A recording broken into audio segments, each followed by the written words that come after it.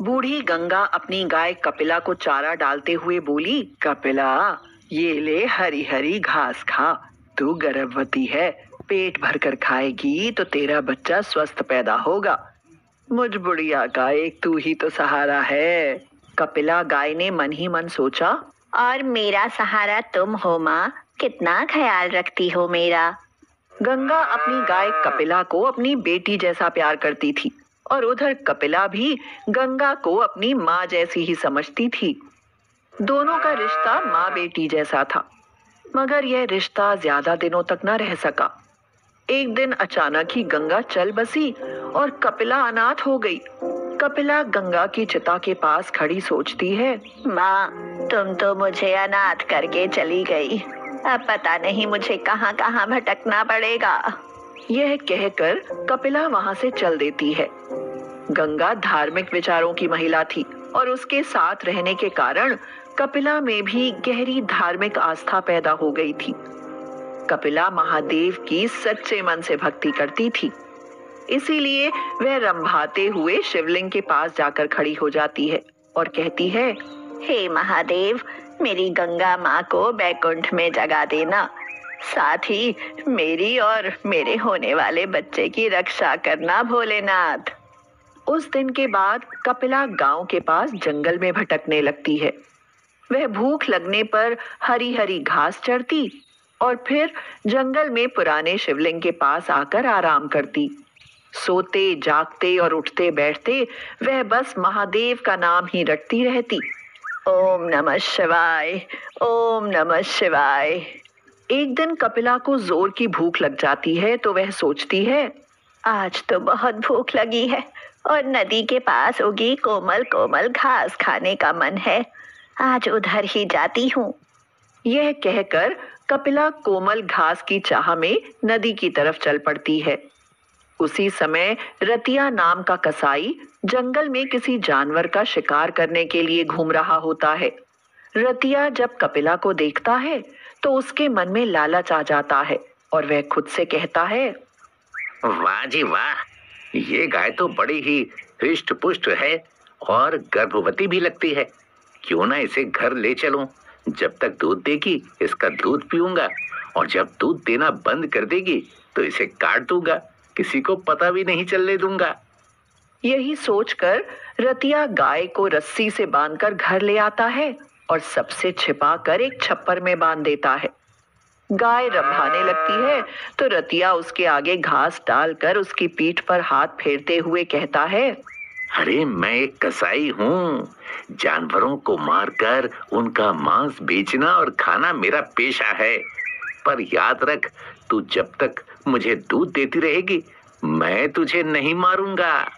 कसाई की यह बात सुनकर कपिला बहुत घबरा जाती है, मगर फिर मन को तसल्ली देते हुए खुद से कहती है, अरे भले यह आदमी कसाई है, मगर फिर भी जब तक मैं इसे दूध देती रहूंगी यह मुझे नहीं मारेगा, इसीलिए मैं इसकी बात पर भरोसा कर लेती हूँ।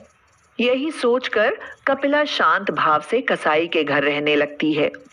कसाई कपिला की खूब सेवा करता और उसे पौष्टिक आहार देता। इस कारण कुछ ही दिनों में कपिला की सेहत और भी अच्छी हो जाती है। यह देख कपिला खुश होती है और मन ही मन सोचती है, यह कसाई तो मेरा बहुत ख्याल रखता है, जब मेरा बच्चा जन्म लेगा और मेरे थनों में दूध उतरेगा तब मैं इस कसाई को दोनों वक्त बाल्टी भर भर के दूध दूंगी। हाँ, मगर रतिया एक कसाई था और इसी कारण उसे हर जानवर में बस मांस ही दिखता था। वह अपने घर कोई जानवर पालता भी था तो उसे काटने के लिए ही पालता था। एक दिन उसके पास मांस का एक बड़ा ऑर्डर आता है तो वह कपिला की ओर देखते हुए कहता है, क्यों ना इस गाय को काट कर बेच दूं? अरे किसे पता चलेगा कि मांस गाय का है या जंगली भैंसे का। यही सोचकर कसाई कपिला को काटने के लिए तैयार हो जाता है और कपिला थर थर कांपते हुए महादेव को याद करती है और कहती है, हे महादेव, मैंने तेरी मन से भक्ति की है, मेरी भक्ति की लाज रखो भगवान, और इस कसाई से मेरी और मेरे गर्भ में पल रहे मेरे बच्चे की रक्षा करो। कपिला के यह कहते ही शिवलिंग से एक नाग निकलता है और कसाई के घर प्रकट हो उसे डस लेता है। हाय हाय, नाग ने डस लिया मुझे। अरे, गाय को काटने की बात सोचकर बहुत बड़ा पाप किया मैंने। भगवान ने मुझे मेरे उसी पाप की सजा दी है। हाय रे। यह कहते हुए कसाई वहीं मर जाता है और महादेव के चमत्कार से कपिला कसाई की कैद से आजाद होकर जंगल की ओर चली आती है और कहती है, हे महादेव, तूने मेरे और मेरे बच्चे के प्राण बचाकर हम पर बहुत बड़ा उपकार किया है। उस दिन के बाद कपिला जंगल में ही रहने लगती है। धीरे धीरे बच्चे को जन्म देने का समय निकट आता है तो कपिला का घूमना कम होता जाता है। वह एक पेड़ के नीचे आराम करती और उसी के आसपास चर लेती। वह हर समय अपने होने वाले बच्चे के बारे में सोचती रहती और कहती, मुझे बेटा हो या बेटी, मैं अपने बच्चे को बहुत प्यार दूंगी। अपने बच्चे के साथ खेलूंगी और उसे भी महादेव की भक्ति के लिए प्रेरित करूंगी। एक दिन कपिला घास चरने जाती है तो उसे प्यास सताने लगती है। मुझे तो बहुत प्यास लगी है, पर थक भी तो गई हूँ। फिर नदी पर पानी पीने तो जाना ही पड़ेगा। यही कहकर कपिला नदी पर पानी पीने के लिए चली जाती है और जब वह पानी पी रही होती है तो अचानक ही उस पर एक भूखे बाघ की नजर पड़ जाती है। बाघ कहता है, वाह, आज कई दिनों के बाद कोई बड़ा शिकार मिला है। बहुत भूखा हूँ, अब तो इसे खाकर ही पानी पीऊंगा। यह कहकर बाघ कपिला पर पीछे से झपट कर पड़ता है और उसकी टांग को अपने जबड़ों में जकड़ लेता है। खून बहने लगता है और कपिला दर्द से कराह उठती है और कहती है, आह, हे महादेव, मेरी रक्षा करो। मुझ पर तो संकट पर संकट आ रहे हैं। कपिला जैसे ही महादेव को याद करती है, महादेव उसके सामने प्रकट हो जाते हैं और कहते हैं, बाघ, तुम अपने भोजन के लिए कोई और शिकार ढूंढो। कपिला मेरी भक्त है और मैं अपने भक्त की हमेशा रक्षा करता हूँ।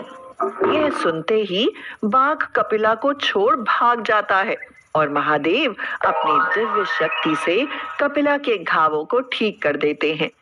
फिर कपिला को अपना आशीर्वाद देते हुए कहते हैं, कपिला, मैं तुम्हारी भक्ति से बहुत प्रसन्न हूँ।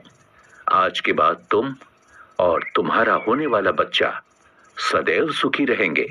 अब तुम पर कोई संकट नहीं आएगा। यह कहकर महादेव अदृश्य हो जाते हैं और कपिला जंगल में आगे बढ़ती है तो उसे एक महात्मा जी मिल जाते हैं। महात्मा जी कपिला से कहते हैं, हे गौ माता, मेरी आपसे विनती है कि आप मेरे साथ मेरे आश्रम में चलकर रहें।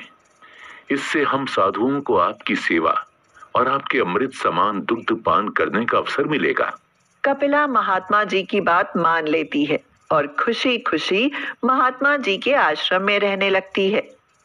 कुछ दिन बाद वह बहुत ही सुंदर बछड़े को जन्म देती है और इसी खुशी में आश्रम में उत्सव मनाया जाता है।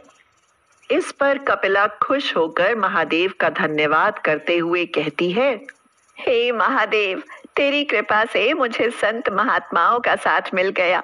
यहाँ मैं और मेरा बच्चा बहुत खुश रहेंगे। उस दिन के बाद कपिला और उसके बच्चे पर कोई संकट नहीं आता। वे दोनों संतों के सानिध्य में सदैव ईश्वर भक्ति में लीन रहते हैं। गोपाल अपनी गाय नंदिनी का पूरा ख्याल रखता था। गोपाल की छोटी बहन आशा और गोपाल नंदिनी को गौ माता कहकर बुलाते थे और खुद की माँ के समान आदर भी करते थे। जैसे ही सुबह की बेला होती, नंदिनी जोर जोर से रंभाने लगती। सुबह सुबह नंदिनी के रंभाने की आवाज सुनकर गोपाल जागता है और कहता है, लो, लगी रंभानी सुबह सुबह। अरे, इसे मुझसे पहले मंदिर जाने की पड़ जाती है। नंदिनी के रंभाने के साथ ही गोपाल जग जाता। फिर नंदिनी को नहलाता और खुद भी नहाता। नहा धोकर मंदिर जाता तो गाय भी उसके साथ साथ मंदिर जाती। गोपाल जब तक मंदिर में दुर्गा माँ के दर्शन करके लौटता, नंदिनी आसपास घास चरती रहती और फिर मंदिर की सीढ़ियों के पास खड़ी होकर रंभाने लगती, मानो वह भी दुर्गा माँ की स्तुति करती हो। क्यों री नंदिनी, कर ली दुर्गा माँ की भक्ति, अब घर चलें क्या?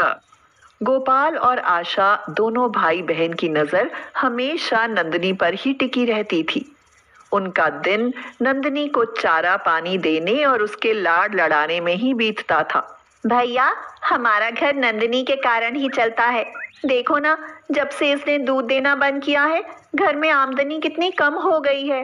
अरे तू चिंता क्यों करती है पगली, बस 2-3 महीने की ही तो बात है, घर में फिर से दूध की नदियां बहने लगेंगी।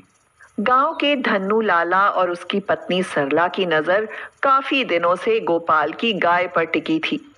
वे शहर में एक डेयरी चलाते थे और इसीलिए उन्हें आए दिन नई नई गायें खरीदने की जरूरत होती थी। मैं तो कहूँ किसी भी तरह गोपाल की गाय खरीद लो, दोनों टाइम बाल्टी भर भर के दूध देती है। अरे सरला, कसम रुपए पैसे की, वो गाय तो मुझे भी बहुत पसंद है और अब मैं उसे गोपाल से लेकर ही रहूंगा। एक दिन गोपाल अपनी गाय के साथ दुर्गा माँ के मंदिर से घर लौट रहा होता है तो अचानक ही धन्नू लाला उसके रास्ते में आ जाता है। कसम रुपए पैसे की, क्यों बे गोपाल, तेरी गाय 7 महीने की गर्भवती है ना? हाँ लाला जी। तो तू उसे मुझे बेच दे, कसम रुपए पैसे की, अच्छा दाम दूंगा तुझे। धन्नू लाला जैसे ही गाय को बेचने की बात कहता है, गोपाल का तो दिमाग गर्म हो जाता है और वह कहता है, आपको गाय बेच दूं, ये जानते हुए भी कि आप गायों के तन से सारा दूध निचोड़ लेते हैं और जब वो दूध देना बंद कर देती हैं, उन्हें सड़कों पर गंदगी खाकर जीने के लिए छोड़ देते हैं। कसम रुपए पैसे की, बिना दूध वाली गाय को घर में रखकर करें भी क्या? पर लाला, मुझे अपनी गाय नहीं बेचनी। यह कहकर गोपाल अपनी गाय को लेकर आगे निकल जाता है और धन्नू लाला क्रोध में बड़बड़ाते हुए कहता है, कसम रुपए पैसे की, अब तेरी नंदनी तो गई समझो। एक दिन गोपाल मंदिर में दुर्गा माँ की पूजा अर्चना करके जब मंदिर से बाहर आता है तो हैरान और परेशान हो उठता है। अरे नंदिनी कहाँ गई?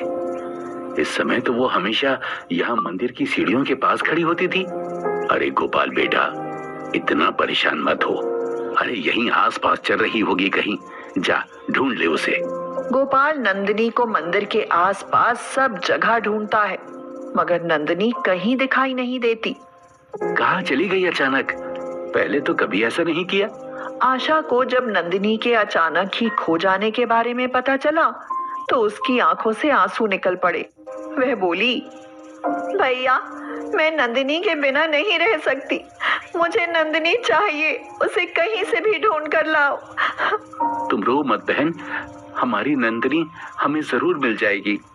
एक के बाद 2 और 2 के बाद 4 कई दिन बीत जाते हैं मगर नंदिनी का कहीं पता नहीं चलता। आशा नंदिनी की चिंता में खाना पीना ही छोड़ देती है। आशा, कुछ खा लो बहन, यूं कब तक भूखी रहोगी?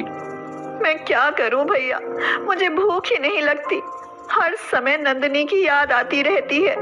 उसे तो मैं भी नहीं भूल पाता, पता नहीं कहाँ और किस हाल में होगी हमारी नंदिनी। एक दिन गोपाल नंदिनी को ढूंढने जाता है तो धन्नू लाला उस पर हंसने लगता है और कहता है, कसम रुपए पैसे की, गोपाल बेटा, सुना है कि तेरी नंदिनी घर से भाग गई है। नंदिनी के बारे में ऐसा मत बोलो लाला, मैंने उसे अपनी माँ का दर्जा दिया है। माँ का दर्जा? पर उसने तो तुझे बेटे का दर्जा नहीं दिया ना, अगर देती तो क्या ऐसे भागती भला हैं? नंदिनी घर से क्या गई, घर सूना ही हो गया। आशा का हाल बेहाल हुए जा रहा था और गोपाल का मन भी नंदिनी के बिना हमेशा उचाट रहता था। अब बेटा गोपाल, ऐसे परेशान होने से क्या हासिल होगा? अगर नंदिनी कहीं भी नहीं मिल रही तो पुलिस थाने में रपट लिखा दे, हो सकता है पुलिस उसे ढूंढ ले। अब तो बस माँ दुर्गा का ही भरोसा है पुजारी चाचा, पुलिस गाय ढूंढे ना ढूंढे पर दुर्गा माँ उसे अवश्य ढूंढ लाएगी। अगर तुझे दुर्गा मैया पर इतना ही विश्वास है बेटा, तो देखना माँ तेरा भरोसा कभी टूटने नहीं देगी। यही सोचकर गोपाल हाथ जोड़कर माँ दुर्गा से प्रार्थना करता है। हे माँ, मेरी नंदिनी पता नहीं किस हाल में है, उसकी रक्षा करना माँ, और उसे वापस लौटा लाना। आशा भी भूखी प्यासी हार थक कर रोते हुए माँ दुर्गा के चरणों में गिर पड़ती है और कहती है, हे माँ, जब तक हमारी नंदिनी घर वापस नहीं आएगी मैं अन्न जल ग्रहण नहीं करूंगी। हमारी नंदिनी को ले आओ ना माँ, ले आओ। आशा और गोपाल का नंदिनी के प्रति ऐसा गहरा प्रेम भाव देखकर माँ दुर्गा बहुत प्रसन्न होती हैं और मूर्ति में से आवाज आती है, तुम चिंता मत करो मेरे बच्चों, तुम्हारी नंदिनी जल्दी ही घर वापस आ जाएगी। उस समय नंदिनी धन्नू लाला की गौशाला में कैद थी और निर्दयी ने उसे लोहे की जंजीरों से जकड़ रखा था। सरला बोली, अब हमें इसे तुरंत अपनी डेयरी में भेज देना चाहिए। गोपाल को इसके हमारे यहाँ होने का पता चल गया तो हवालात की हवा खानी पड़ सकती है। कसम रुपए पैसे की, तुम बिल्कुल चिंता मत करो, मेरे आदमी आज ही इसे शहर पहुंचा देंगे। धन्नू लाला और उसकी पत्नी जैसे ही यह कहकर गौशाला से बाहर आते हैं, माँ दुर्गा अचानक से नंदिनी के सामने प्रकट होती हैं और उसे अपनी दिव्य शक्ति देती हैं। माँ से शक्ति मिलते ही नंदिनी लोहे की जंजीरों को तोड़ खुद को आजाद कर लेती है। सरला हैरानी से चिल्लाई, अरे यह क्या, गाय तो भाग रही है, उसे पकड़ो जी। जाएगी तो तभी ना जब मैं इसे जाने दूंगा। यह कहकर धन्नू लाला और उसकी पत्नी नंदिनी को वापस घेरने के लिए उसकी तरफ दौड़ते हैं, मगर नंदिनी उन्हें अपने सींगों पर उठाकर पटकने लगती है। हाय, मर गई, मेरी तो कमर ही टूट गई जी। हाय, पता नहीं अचानक इसमें इतनी ताकत कहाँ से आ गई। नंदिनी लाला की गौशाला से निकलकर गोपाल के घर की तरफ दौड़ने लगती है, मगर तभी बीच में मंदिर आ जाता है। नंदिनी वहां खड़ी होकर रंभाने लगती है। उसका रंभाना सुनते ही गोपाल भागते हुए आता है और कहता है, नंदिनी, नंदिनी, तू आ गई नंदिनी। फिर जैसे ही आशा को नंदिनी के लौट आने की खबर मिलती है, वह भी दौड़ते हुए आती है। आशा नंदिनी से लिपट कर कहती है, नंदिनी, मैं तो तेरे बिना मर ही गई थी। कहाँ चली गई थी तू नंदिनी, कहाँ चली गई थी? आशा यह कह ही रही थी कि तभी पीछे से धन्नू लाला और उसकी पत्नी गिरते पड़ते मंदिर के सामने पहुंच जाते हैं। उन दोनों के हाथ पैरों को लकवा मार गया था। हमें माफ कर दो गोपाल, हमने ही तेरी नंदिनी को चुराया था। हमने यह पाप किया है, इसीलिए तो दुर्गा मैया ने हमें लकवा का मरीज बना दिया। गोपाल एक बहुत ही भला आदमी था। उससे दूसरों का दुख देखा ना जाता था, इसीलिए उनको ऐसी बुरी हालत देखकर वह उन पर तरस खाने लगता है और कहता है, लाला, गौ माता की सेवा करने का व्रत लो और माँ दुर्गा से माफी मांग लो। हो सकता है कि माँ तुम्हें माफ कर दे। गोपाल के यह कहने पर धन्नू लाला और उसकी पत्नी दोनों माँ दुर्गा की मूर्ति के सामने लेटकर अपने पापों की माफी मांगते हैं और माँ दुर्गा की कृपा से उनका लकवा ठीक हो जाता है। फिर उस दिन के बाद से वे दोनों भी गोपाल की तरह सच्चे मन से गौ माता की सेवा करने लगते हैं।